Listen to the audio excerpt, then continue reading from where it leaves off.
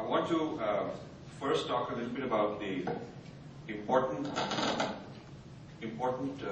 role of what I call discourse, the battlefield of discourse. Why it's important. A lot of people say, well, let these intellectuals be the way they are. We are fine. I got the truth in my heart, or we built enough temples, or whatever.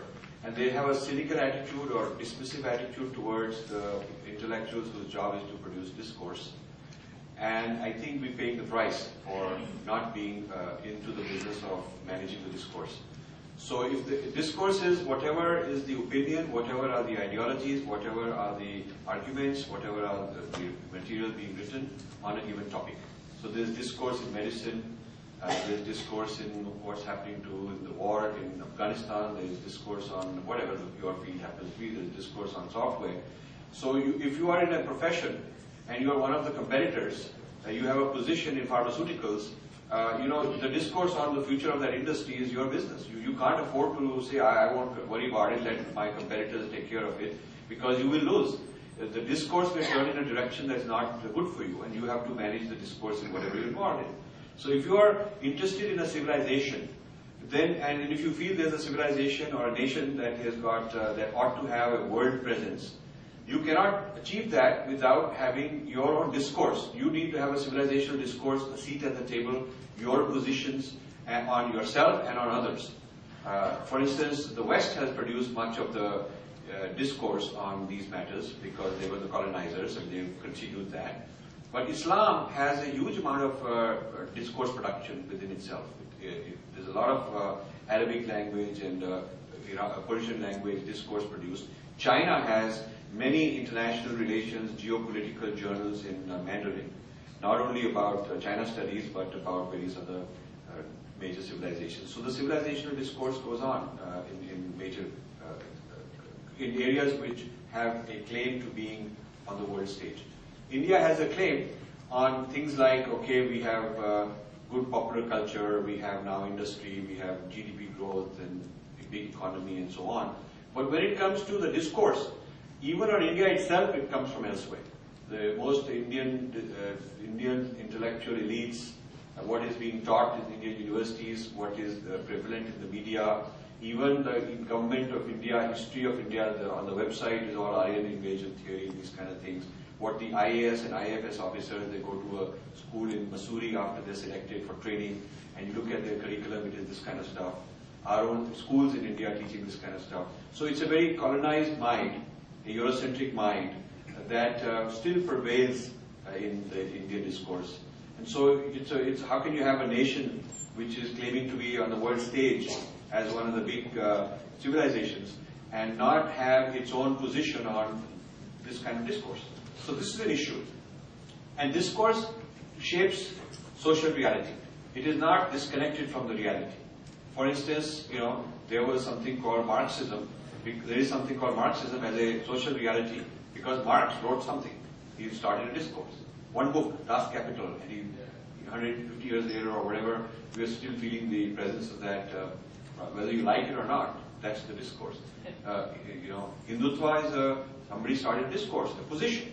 Secularism, Nehru and others, they had a position on secularism, and it is part of the discourse. So all the political ideologies, economic theories, ideas in various domains, somebody starts the discourse and it has a real impact in a practical sense.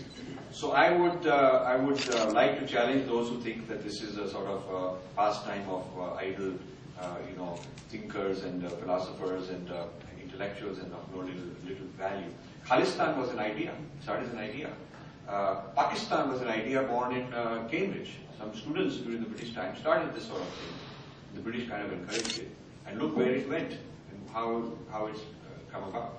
So the neglect of discourse means that someone else will happily take care of it for you. And you kind of outsourced your own future. You've outsourced your own PR. It's like giving the PR to your competitor and saying, please do my PR for me. This sort of thing.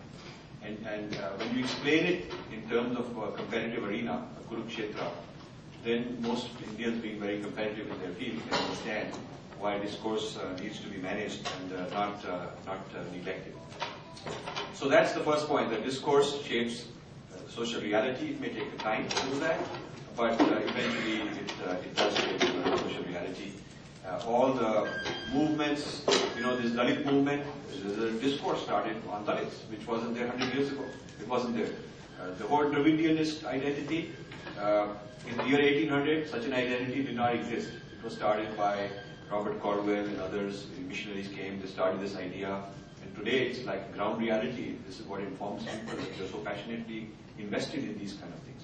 So I want that people from the dharmic side should think of investing in discourse like you invest in any asset. It's an asset. And there are two aspects. Many of you are probably IT kind of people, or at least familiar with it. And in IT you have infrastructure, and then you have applications. So iPad and iPod and all these kind of things are iPhone, these are examples of platforms on which you have apps. And Windows is a platform and so on. And in telecom you have physical infrastructure, and on that people have various kind of applications. So discourse is the apps part of the equation. You can build temples, but if the temples aren't producing discourse, or at least distributing the discourse to the next generation, then it's okay, it serves some purpose, but not enough. And in traditional India, our temples did serve discourse. They were centers of learning. Every temple is center of learning. So there's nothing un-Indian about what I'm saying. There's nothing un-Hindu, un-Dharmic. It's not a new idea.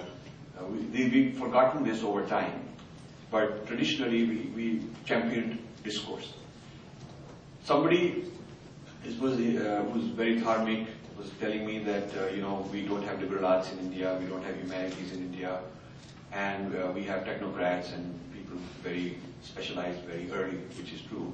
And therefore, we ought to now bring humanities into India. I said that's good.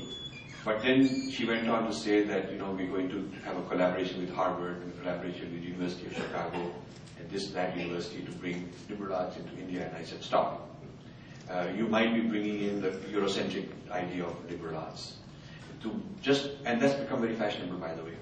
Many of these American universities have a tie-up in India, and they're giving, on an Indian campus, you can get a degree from that foreign university. But the curriculum, the syllabus, the content, selection of professors, standards are set by the parent in the Western world. So there's a kind of a colonization spreading into India. And I've looked at some of the school level, not just college level, but school level, American organizations that have entered India, started franchising their curriculums and their lesson plans. And deep inside, you will see all the kinds of subtle problems that I'm pointing out in Breaking India. So the situation is not, we don't even know there's a problem. Most of our people are welcoming this as if it's good news for them.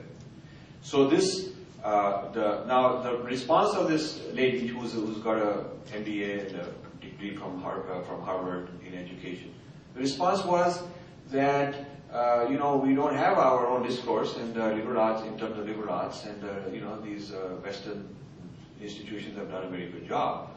And then I pointed out that at one time when we had Nalanda, we had Takshila, and we had many Vihars all over India, these were the centers of liberal arts. The liberal arts of India, classical India, was way ahead of other places, competing with centers of learning in Alexandria and Greece and whatnot. And people sent the cream of their bright young people to Indian Bihars to study, the same way as today people from the third world send their kids to Stanford and Harvard. So we had the Harvard and Stanford of that era at one point. And we called it Siddhanta. What they call theories today, theories, we call it Siddhanta. So we have Enlightenment theory, we have postmodern theory, there's all kinds of different theories that have emerged out of the Western humanities, and these are being spread, and the young Indians are craving to learn these Western theories as a way to climb up the ladder. But even the word Siddhanta, people don't know what the heck it is. And so to say that this is a very undharmic position that I'm taking, which I hear quite a lot, means that the person doesn't know that there is such a thing as Siddhanta in our tradition. And this Siddhanta is actually the theoretical frameworks which different schools have evolved over time. in which they discuss and debate the nature of reality, from philosophy to society to politics. There's Siddhanta in all the different realms.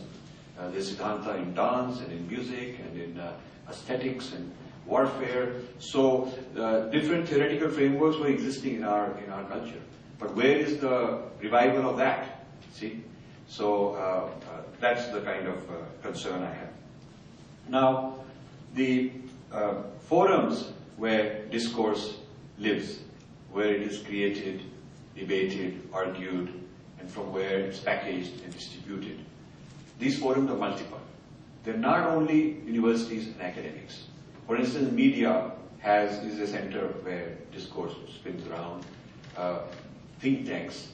India has hardly any independent think tanks, but the US has many think tanks. Seminaries where they do discourse production from their point of view. I asked the head of one of the largest sampradayas, and I don't want to mention names for just, I'm making a point. The book contains a lot of named people that I'm after, so I'm not afraid to name people. But since I'm making a quick point, I'll just tell you the point itself. One of the largest Hindu sampradayas, head, I asked this Swamiji that how much do you spend teaching, how much time do you spend teaching comparative religion when you are training new sadhus, new swamis?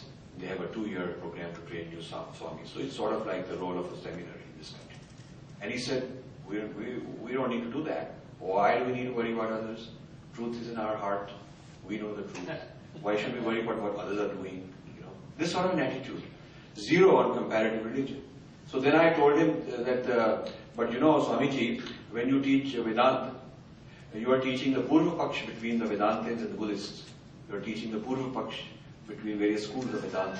Purva Paksh means how one sees the other's point of view, and analysis and interpretation of the other's point of view. And Purva Paksh should be the foundation of interfaith discussions, should be the foundation of comparative studies. And Purva Paksh was at the core of our civilization, doing Purva Paksh on each other. So, but when the when Christianity entered, we did not do Purva Paksh of Christianity. When Islam entered, we did not do enough Purva Paksh of Islam. When Enlightenment, secularism, postmodernism have entered, we haven't done enough Purva Paksh of those. Dismissing it flippantly or angrily is not Purva Paksh. Purva Paksh means you really have to sit down and understand the whole theoretical framework that they're working from, and then give a response to it. So I said, where you are teaching Vedanta, you teach Purva Paksh of Buddhists? He said, yes. So I said, that's because in those days that was the other, that was the competitor. So today it's irrelevant because there's no Buddhist knocking at the door trying to get in and throw you out and so on. The threats you are facing are from other points of view. So it is those points of view that you should study. He had no answer to that. But this is a very common finding that the gurus, acharyas, and the civic leaders are unread, undereducated when it comes to understanding Western civilization or Islamic civilization or Chinese thought, any of the other major contenders. We just haven't done enough Purva Paksh. That's all a matter of being absent at the discourse forums. And discourse is also a question in the schools. There's a whole school system discourse. And then there's public intellectuals. A lot of discourse, like, Thomas Friedman writes, "The world is flat," and it changes a huge amount of perception on India and helps India's outsourcing because he really helped that a lot. Now, he's not some academic guy, he just wrote a very important book. So you see that a lot of people who shifted the discourse were public intellectuals. Gandhi was public intellectual, not a professor somewhere.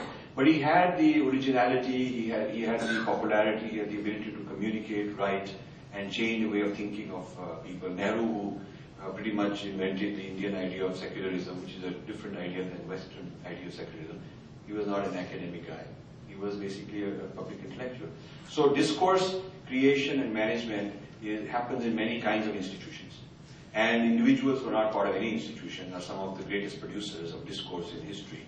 If you look at who are some of the people who shook up the world, they were just independent thinkers because they can be very creative and very original and not be worried politically about the consequences.